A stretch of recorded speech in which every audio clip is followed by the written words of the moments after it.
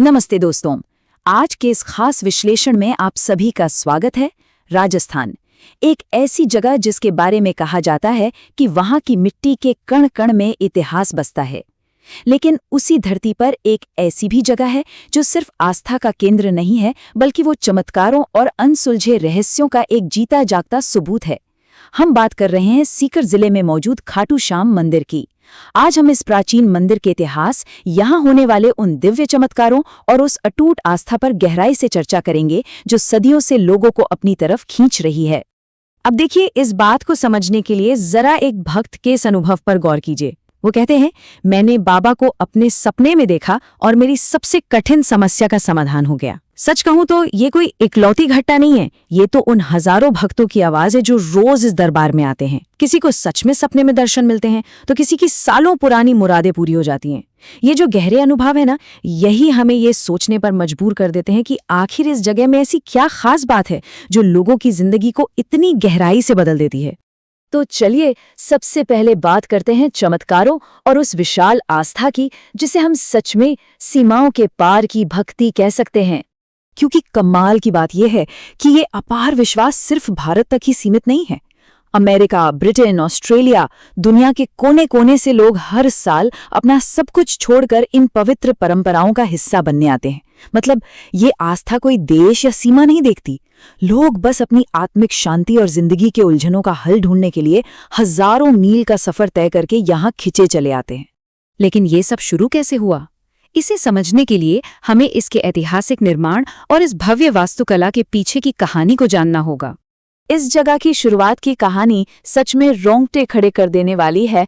हुआ कुछ यूं था कि खाटू गांव में एक जगह पर एक गाय के थनों से अपने आप दूध बहने लगा। जब गांव वालों ने उस रहस्यमयी जगह की खुदाई की तो पता है वहां क्या मिला? वहां से बाबा श्याम का दिव्य सिर प्रकट हुआ। फिर वो सिर एक ब्राह्मण को सौंप दिया गया और इसके बाद वहां के राजा रूप सिंह चौहान को एक ईश्वरीय स्वप्न आया, जिसमें उन्हें उस जगह पर एक मंदिर बनवाने का सीधा आदेश मिला।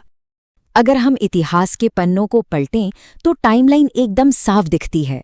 1027 ईस्वी में राजा रूप सिंह चौहान ने इस मंदिर की नींव रखी थी। फिर सदियों बाद 1720 ईस्वी में मारवाड़ के शासक के कहने पर दीवान अभय सिंह ने इसका एक बहुत ही भव्य जीर्णोद्धार करवाया।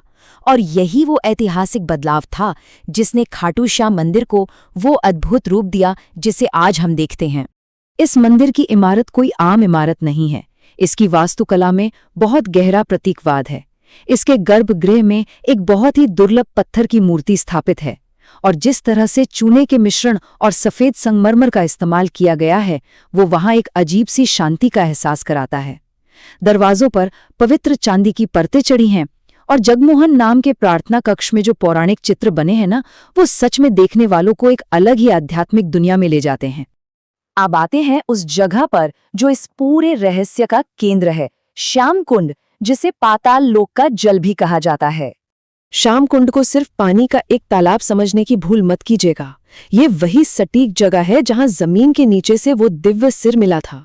यहाँ आने वाले लोगों का ऐसा अटूट विश्वास है कि अगर आप सच्चे मन से इस कुंड में डुबकी लगाते हैं तो आपके सारे कष्ट और पाप चमत्कारिक रूप से धुल जाते हैं।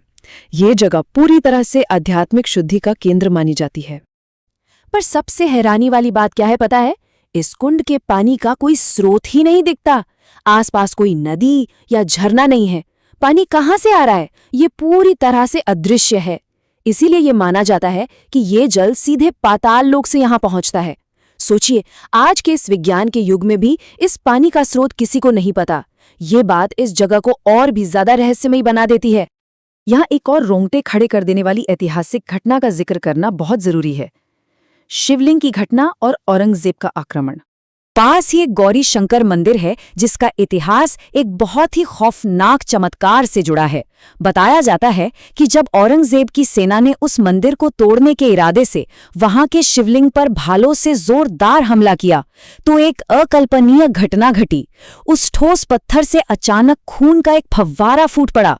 ये नजारा इतना डरावना था कि हमलावर सैनिक बुरी तरह खौफजदा हो गए और अपनी जान बचाकर वहां से भाग खड़े हुए। और आप ये मत सोचिएगा कि ये कोई पुरानी मनगढ़ंत कहानी है, बिल्कुल नहीं।